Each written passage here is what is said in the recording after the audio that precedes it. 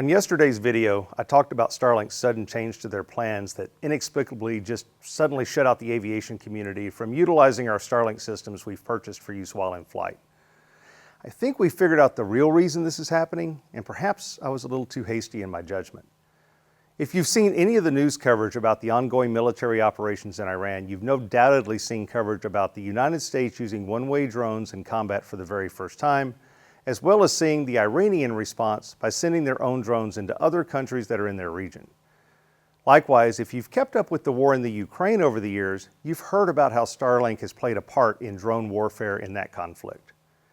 I'm speculating, but in this case, the issue isn't just SpaceX being short-sighted about not wanting to serve the aviation community.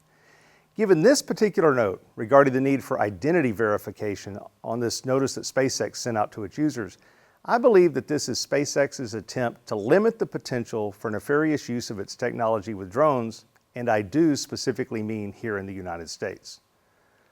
The fact that this new policy came out suddenly, without any warning, on exactly the day that military action began in Iran, and combine that with this new use of U.S. drone technology and the potential for retaliation against those of us in the United States by foreign actors, well, it's just too much of a coincidence to ignore.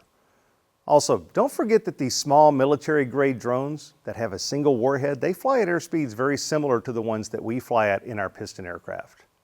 Well, that literally puts a target on our segment of the market. So my call to action to the general aviation community remains the same. Don't give up on what promises to be a useful device for the cockpit, but be patient. Put your Starlink system in standby mode, and as a community, let's advocate for a plan that suits the piston engine general aviation market.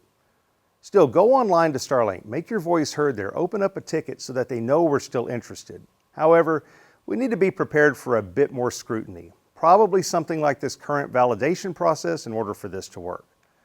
We need to advocate for what we want as consumers of this service, but at the same time, we got to recognize the potential for misuse of this system right here at home, much like what we've seen happening with this evolving technology halfway around the world.